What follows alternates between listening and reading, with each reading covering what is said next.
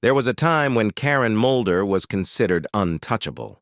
Not just beautiful, not just successful, but protected by the illusion that fame, money, and admiration could keep a woman safe.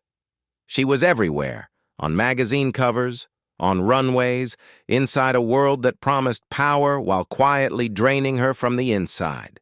And then, one night in Paris, Karen Mulder opened her mouth on live television and never escaped the consequences. What followed was not scandal, it was erasure. The making of a perfect supermodel. Karen Mulder did not come from chaos. She came from promise. Born in the Netherlands, she was tall, blonde, striking, and quiet. Exactly the kind of girl agencies loved because she didn't demand attention. Her career began when a friend sent her photographs to the Elite Model Look competition, a gateway that had already turned teenagers into global commodities. She was still in her teens when Elite signed her, and within a short time, she was no longer attending school. Modeling wasn't a side path anymore. It was her entire life. By her early 20s, Karen Mulder was working at the highest level the industry had to offer. She walked for Valentino, Yves Saint Laurent, Chanel, Versace, Giorgio Armani, and Calvin Klein. These were not occasional bookings. She was in constant demand. Editors trusted her face. Designers trusted her presence. Photographers fought over her time. She appeared on the covers of British Vogue, Italian Vogue, and multiple international editions of Elle. At an age when most people are still discovering who they are, Karen Mulder was already one of the 10 highest-paid models in the world. At 21, she signed a multi-million-dollar contract with Guess, cementing her as both a high-fashion and commercial star. She crossed into mainstream visibility through Sports Illustrated's swimsuit edition and became a Victoria's Secret model at a time when the brand was shaping a very narrow definition of desirability. A Karen Mulder doll was produced by Hasbro, turning her body into a literal object sold to children. She was no longer just a person. She was a product with a fixed image and a carefully controlled narrative. Publicly, she was marketed as the blonde with class. Unlike some of her peers, she was not loud, scandal-driven, or chaotic. She dated high-profile men, a race car driver, a real estate developer, and even Prince Albert of Monaco. To the outside world, her life appeared elegant, enviable, and stable. But behind the scenes, Karen Mulder was already unraveling. In interviews years later, she admitted something that barely registered at the time. From the beginning, she hated being photographed. Modeling, she said, felt like playing a role so convincingly that she eventually forgot who she actually was. People praised her constantly, told her she was incredible, flawless, unforgettable. And yet, internally, she felt worse with every passing year. The applause didn't protect her. It drowned her out. By the mid-1990s, Karen Mulder was earning around $10,000 a day.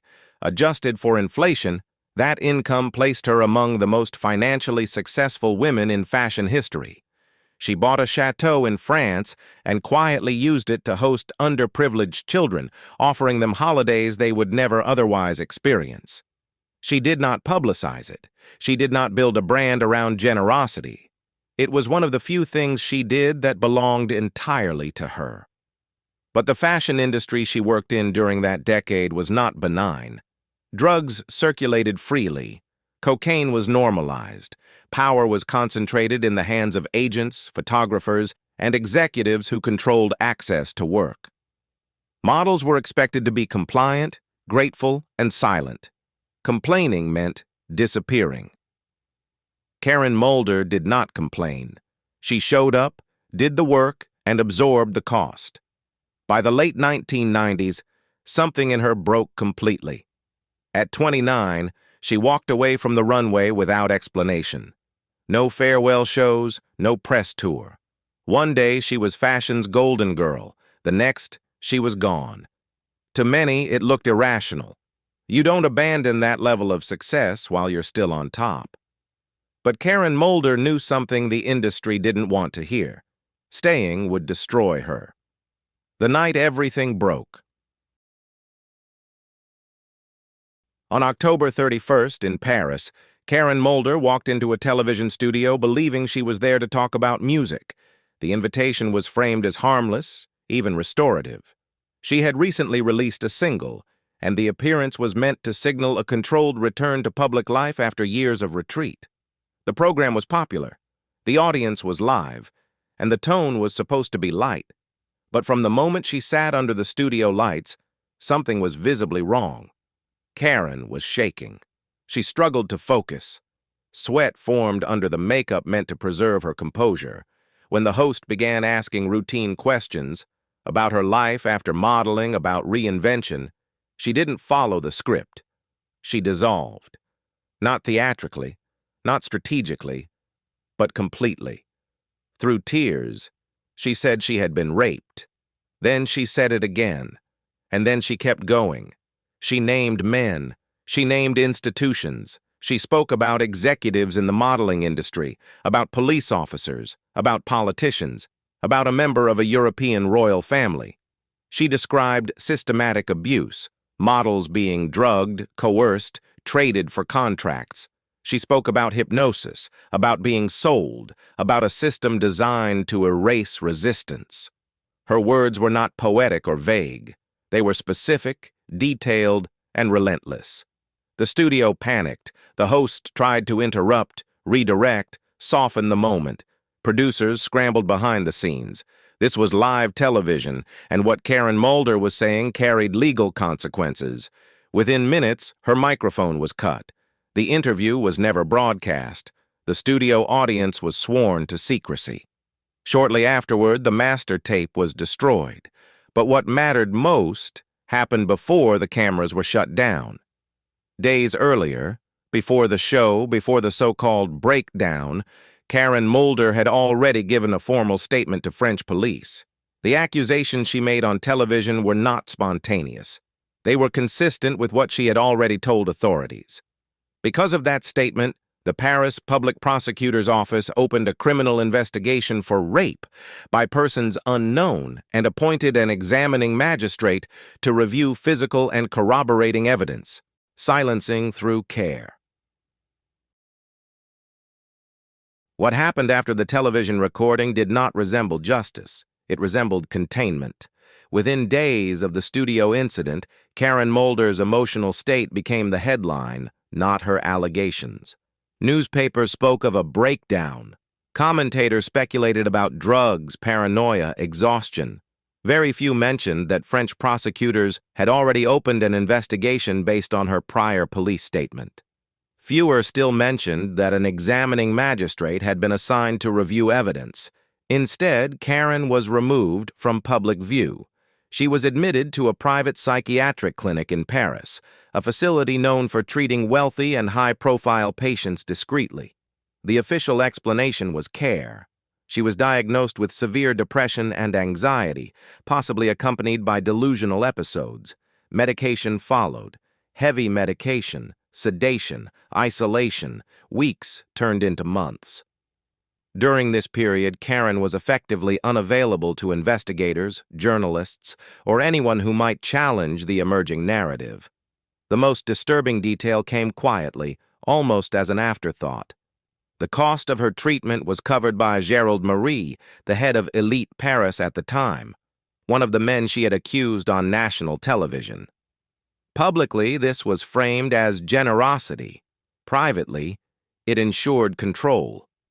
The man she said had harmed her was now paying for the doctors determining her credibility. While institutionalized, Karen wrote a handwritten apology to Prince Albert of Monaco. In the letter, she described her televised accusations as a cry for help and asked for forgiveness. The apology was accepted. The matter, at least in the public eye, was closed. Order was restored. The crazy woman had recanted. When Karen eventually spoke to the press again, her words were cautious and stripped of force. She said she had gone too far. She said she was suffering from childhood trauma. She said she regretted the harm caused. What she did not say was that her accusations were false. The distinction was subtle, but important. it was also ignored. The fashion industry moved on seamlessly. Agencies continued operating. Powerful men kept their positions. The investigation stalled. And Karen Mulder, once one of the most visible women in the world, was quietly erased. Redefined not as a whistleblower but as a patient. After the confession, the fall. When Karen Mulder left the psychiatric clinic, nothing about her life resembled what it had been before. The investigation that once appeared serious faded quietly into the background. No charges, no public reckoning, no resolution. What remained was a woman marked as dangerous to herself and inconvenient to everyone else. She attempted to rebuild through music. A dance track she recorded climbed briefly on the French charts, marketed as a song about self-acceptance and survival. Publicly, it was framed as a comeback. Privately, it was fragile. Karen was still medicated. She struggled to sleep. She struggled to eat. The applause no longer felt real, and the interviews were unbearable. Every conversation eventually circled back to the same thing, her episode. By the end of the year, isolation had taken over. Agencies would not return her calls. Fashion magazines avoided her name. Former friends from the runway stayed silent, not out of cruelty, but out of fear. Everyone understood the lesson her story had delivered. Speaking came at a cost no one else wanted to pay. In December, alone in her Paris apartment, Karen Mulder swallowed a large quantity of prescription medication.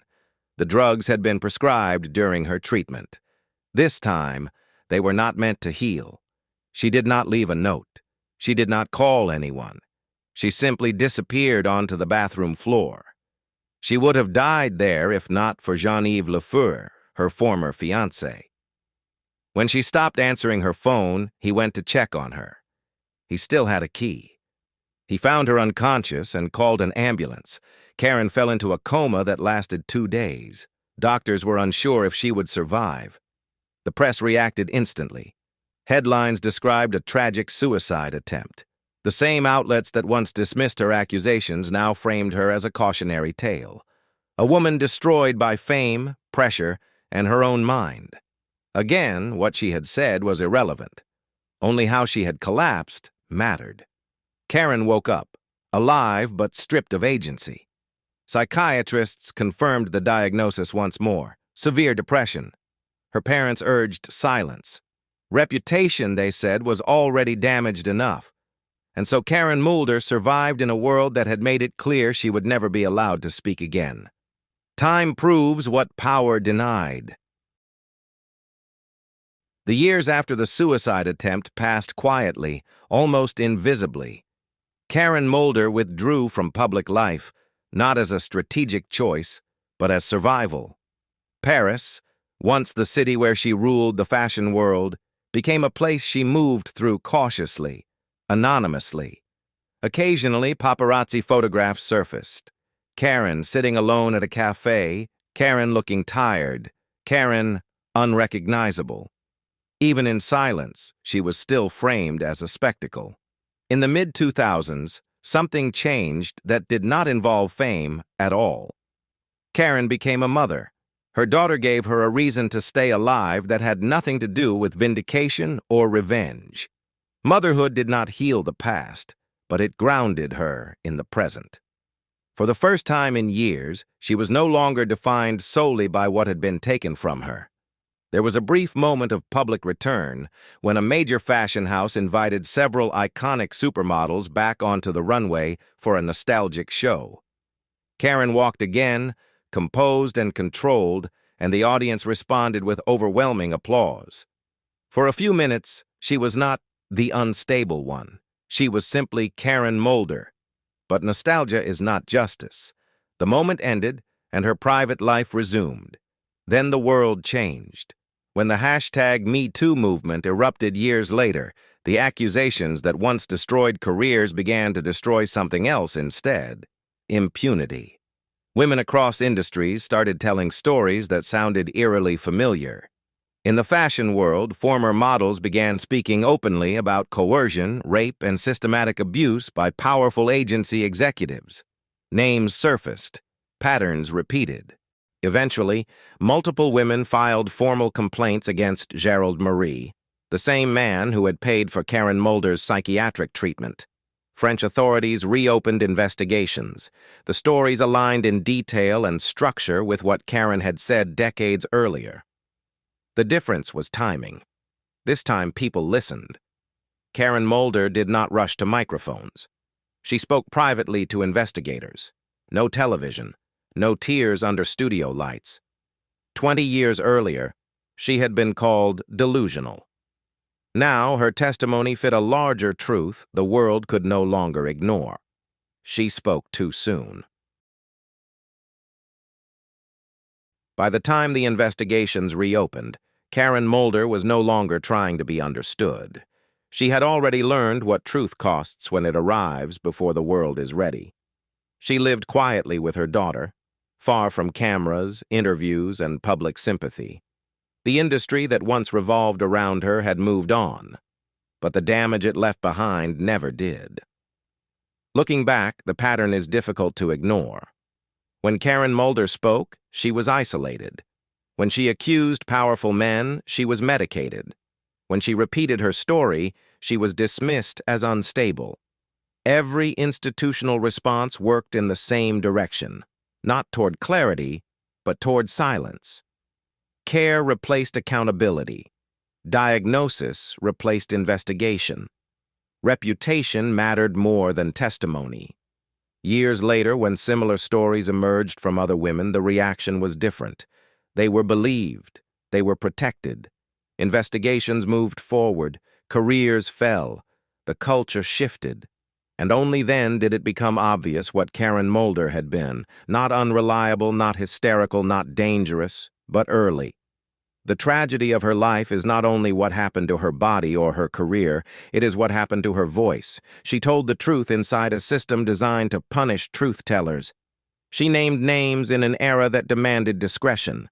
She described abuse in a culture addicted to disbelief.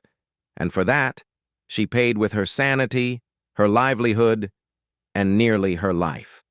Karen Mulder was not destroyed by fame alone. She was destroyed by timing, by power, by an industry that protected itself first and women last. When the reckoning finally came, it did not restore what she had lost. It only confirmed that she had been right all along. So what do you think? Was Karen Mulder a woman who lost control, or someone who told the truth too early and paid the price for it? If this story changed how you see the fashion industry, leave a comment, and don't forget to subscribe for more stories they tried to bury.